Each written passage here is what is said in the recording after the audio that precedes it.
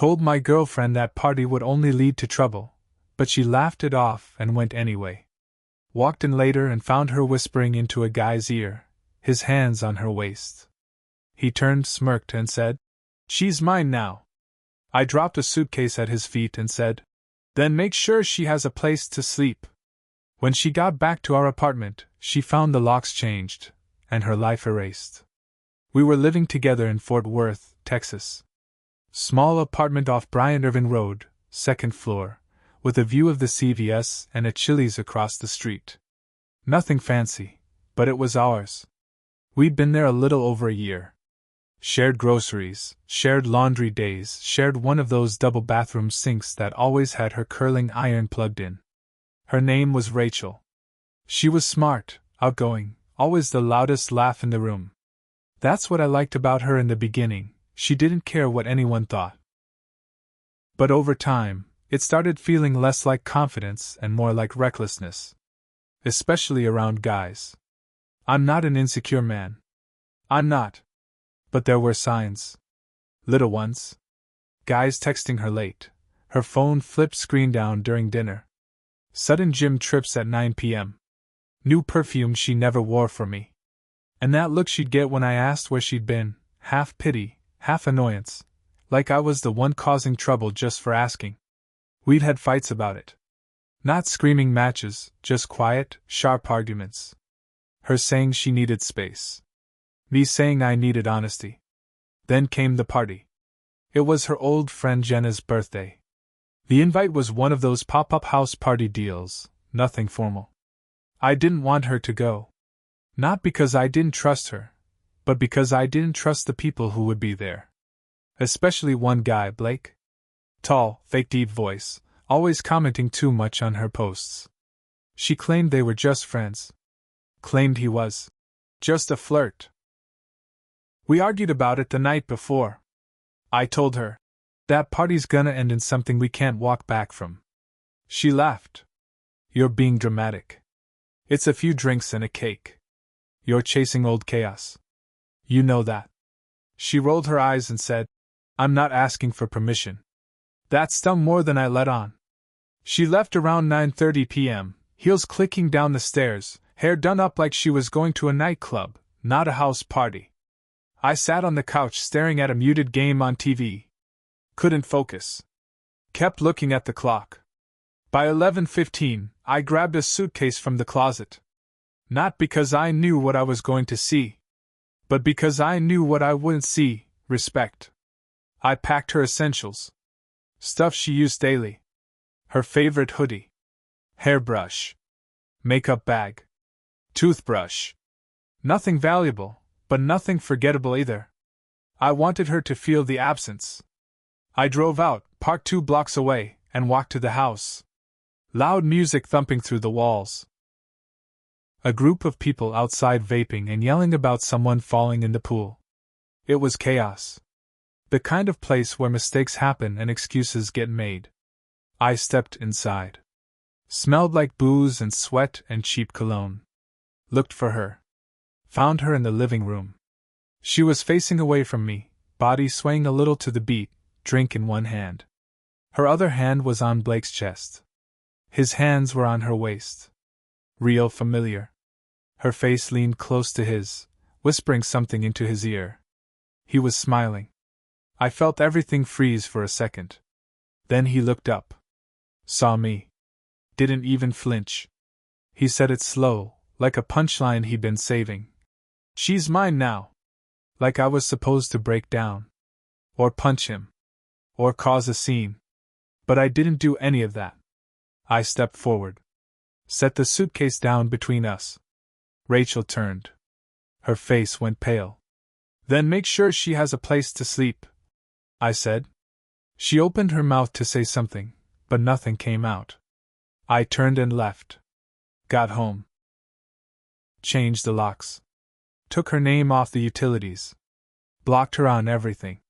Even Venmo. At 2:17 a.m., she was pounding on the door. Crying. I watched through the peephole. Then walked away. The next morning, I threw out the rest of her stuff. Donated some, tossed the rest. Like cutting off a limb to stop the bleeding. But I wasn't done. Because Blake, the guy who said she was his now, wasn't just some random flirt. He had history. Trouble behind him. A couple restraining orders. A bar fight that never made it to court. And I still had mutual friends who knew his ex knew exactly what he was capable of. Rachel thought she was trading up. She had no idea what she walked into. So I gave her a little nudge. Told her just enough about him to plant the seeds. Then I stepped back. And watched her new life catch fire. I didn't reach out. Didn't check in. But I watched. That's the thing, when you live with someone, you know their habits. You know when they'll post. You know the kind of stuff they'll share. Even when they block you, their friends don't. And all it takes is a second account, one they don't know about. She didn't post anything the first week. Just disappeared. That told me everything I needed to know. Second week, she posted a quote. Something vague, dramatic. Sometimes the people you trust the most are the first to betray you. Classic misdirection. I knew she wasn't talking about Blake. Not yet. But I could feel the cracks forming. Then, around day 12, her best friend Taylor posted a photo. Girls' night out. Except Rachel didn't look like herself. Eyes puffy. Smile forced. And no sign of Blake anywhere. That's when I messaged Taylor from the second account. I didn't ask directly. Just said, "Is Rachel okay? Heard some stuff about Blake.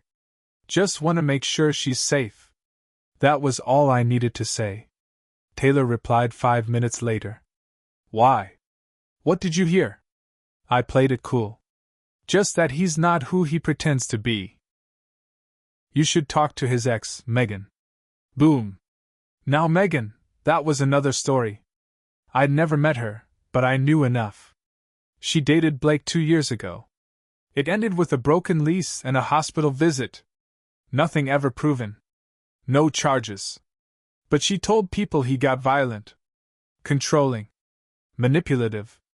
Classic love bombing followed by emotional landmines. I didn't want Rachel back. I wasn't doing this out of jealousy. I just wanted her to feel what it meant to throw away stability for excitement. To mistake attention for love. A few days after that, I got a message on my second account. It was Rachel. She said, "Did you tell Megan to reach out to me?" I didn't reply. She messaged again. "You had no right." Still, I said nothing. Then she wrote, "He's not who I thought he was. You were right." That one sat there. Unread. Marked seen. No response. I wanted her to sit in that silence. To feel the cold wall she built herself. Because by then, it wasn't just about the party. Or Blake. Or the betrayal. It was about how easy it was for her to laugh off my concern.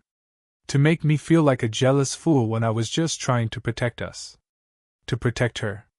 She left a good man for a nightmare. Now she was waking up in it.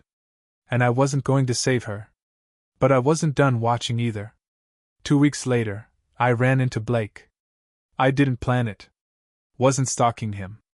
Just ended up at the same gas station off Holland Street, right around 10 p.m. I was grabbing a drink and some chips after a long shift. He was at the counter, arguing with the cashier over a declined card. I recognized him before he saw me. Same backwards hat. Same smug face.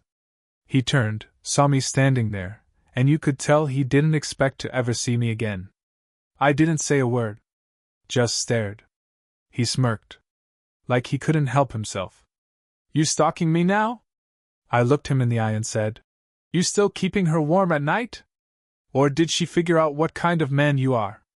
That hit something. His jaw tightened. His smile faded just a little. "She's fine," he muttered, reaching for a second card. But I knew she wasn't. Because 2 days before that, Taylor sent me screenshots. Texts from Rachel. Messages like, "He flipped out when I came home late." And, "He said if I ever leave him, I'll regret it." And the kicker, "I think he's watching me." So I leaned in just a little and said, You keep treating her like your last one, and you're gonna end up exactly where you belong." He didn't answer. Just grabbed his stuff and walked out. But that moment stuck. Because I saw it in his eyes. Fear. Not of me. But of exposure. Of the past catching up. And I wasn't done yet. I called Megan. Told her what was going on. She didn't hesitate. Said she still had the photos. The hospital report.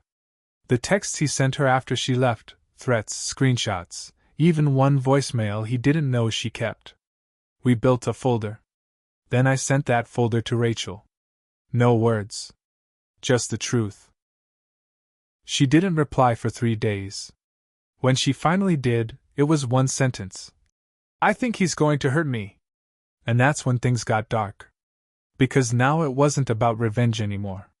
It was about getting her out. Even if she never deserved it. Even if she never thanked me. Because sometimes the person who destroys you is also the only one who knows how to stop the bleeding.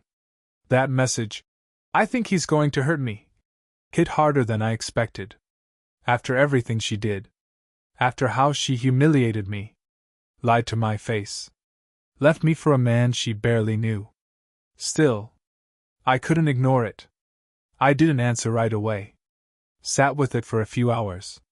Thought about all the ways I could stay out of it. Let her deal with the mess she chose.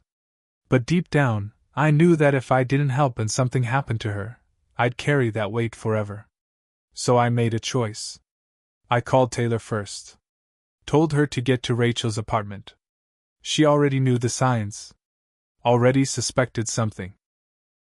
She said she was going to drive over right then. I told her not to go alone. She didn't listen. That was Friday night.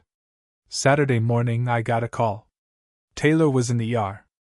Nothing serious, but Blake had pushed her. Hard enough to leave a bruise.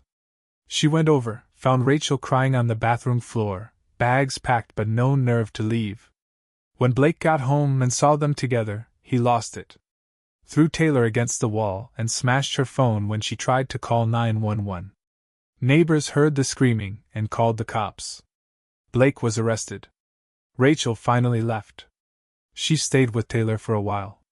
Didn't reach out to me. I figured she wouldn't. Maybe out of pride. Maybe because she didn't know what to say. But the story didn't end there. Because a week later, I got a voicemail from Blake. Don't ask me how he got my number. I'd changed it after she left. But somehow he found it. His voice was low. Shaky. Threatening, but not in the way you'd expect. He said, "You think this is over? You think you ruined me? You don't know what I'm capable of." That was all I needed to take it to the cops. Between Megan's evidence, Taylor's police report, and that voicemail, they had enough to press real charges. Not just for the assault, but for what he did to Megan. Her case reopened. He was facing multiple counts now. Not just a slap on the wrist. It was real. And it was all coming down on him. Rachel tried to apologize once. Sent me a long message about how sorry she was. Said she never meant to hurt me, that she didn't know what she was doing, that she thought Blake was just harmless fun until it turned into something ugly. She said, "I should have listened to you." I read it. Twice. Then I deleted it. Because some things don't deserve closure. And some people don't get to walk back across the bridge they burned to the ground. I wasn't innocent in all of this either. I watched her fall apart from a distance. I didn't step in until it was almost too late. Part of me wanted her to suffer, to feel that same helplessness I felt watching her choose him. But I learned something through it all. Revenge doesn't always look like fire and screaming. Sometimes it's a quiet, slow burn. Sometimes it's just standing still while the people who wronged you destroy themselves. And sometimes, it's dropping a suitcase on the floor and walking away, knowing the next time they want to come home, there won't be a door waiting for them. Just silence. And regret.